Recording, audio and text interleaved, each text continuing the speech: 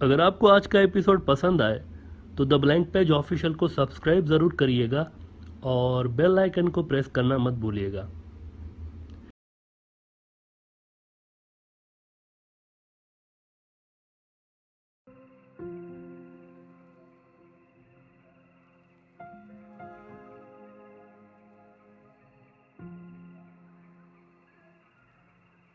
Nadreen, bay of Bengal के लिए हम बात करते रहे हैं कि अमेरिका के इंडो पैसिफिक स्ट्रेटजी में इस समुद्री इलाके की एक ख़ास वैल्यू है। लेकिन क्या आपने कभी सोचा है कि आखिर इसमें ऐसा है क्या? अमेरिका आखिर क्यों इसके पीछे पड़ा हुआ है बे ऑफ बंगाल के? और आखिर क्यों चाइना चाहता है कि हर सूरत उसकी मजबूत और पावरफुल प्रेजेंस बरकरार रहे बे ऑफ बंगाल के अंदर? ऐसा क्या गेम है यहाँ पर? ये सारी फोर्सेस, वेस्टर्न फोर्सेस और चाइनीज़ फोर्सेस आखिर क्यों यहाँ पर अपना असर बरकरार रखना चाहती हैं?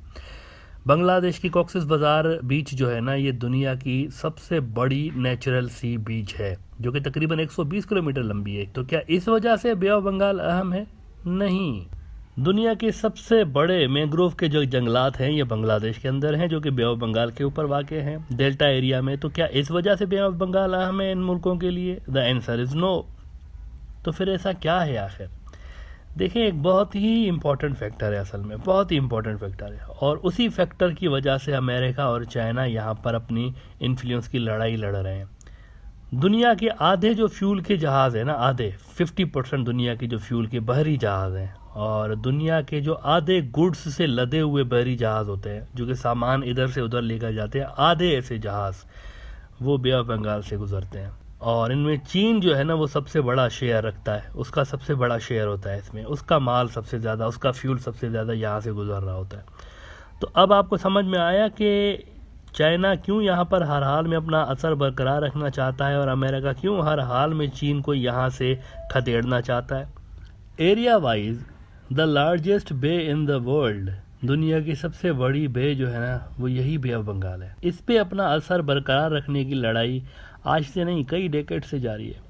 यूरोप वाले एक फजूल किस्म की इस्तेलाह इस्तेमाल करते रहते हैं कि वास्को डी गामा ने बे ऑफ बंगाल को सबसे पहले डिस्कवर किया था। ये कहते रहते हैं यूरोप वाले, which is rubbish I think.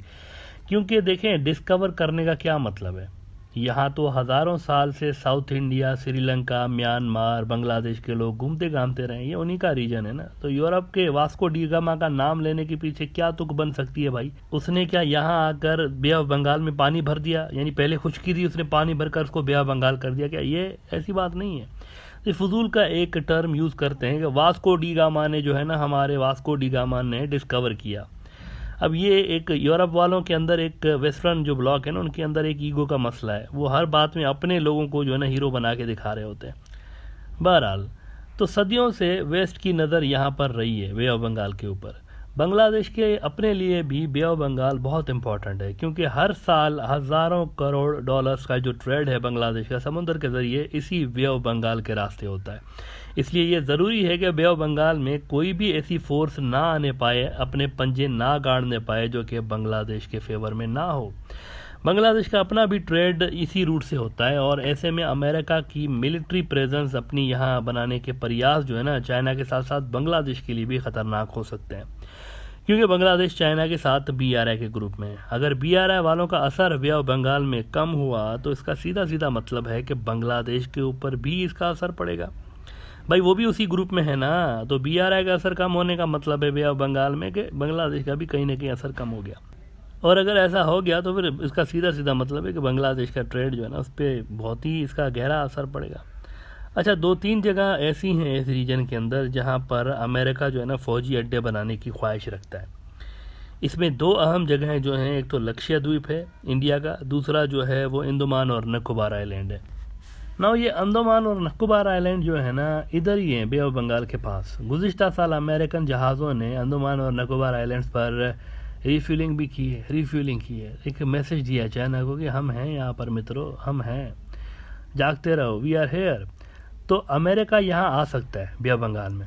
बल्कि एक आपको मज़े की बात बताते हैं कि इंडिया खुद भी हाथ पैर मार रहा है बे ऑफ बंगाल के अंदर भी, और इवन इंडियन ओशियन में भी अपना असर बढ़ाने के लिए इंडिया ने क्या हरकत की है। इंडिया ने अगस्त में जैसा कि अल जजीरा खबर ब्रेक कर रहा है कि इंडिया का मॉरिशस के पास एक सीक्रेट मिलिट्री अड्डा बन रहा है। सीक्रेट, अल जजीरा ने भांडा फोड़ा था अगस्त के अंदर इसी साल।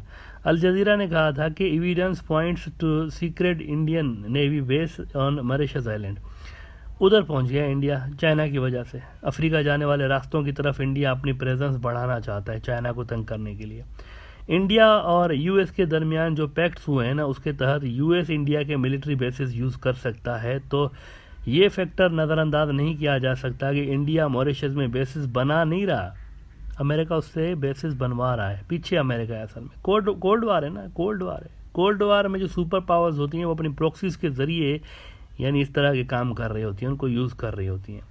बहरहाल जी, चाइना इस पर ज़्यादा चिंतित होगा नहीं कि ये मॉरिशस के पास बना मिलिट्री बेस बना रहे। चाइना इससे चिंतित नहीं होगा, चाइना इससे माइंड नहीं करेगा। वजह इसकी है कि चाइनीज़ पहले ही मिलिट्री बेस रखते हैं अफ्रीका के अंदर, जिबूती में।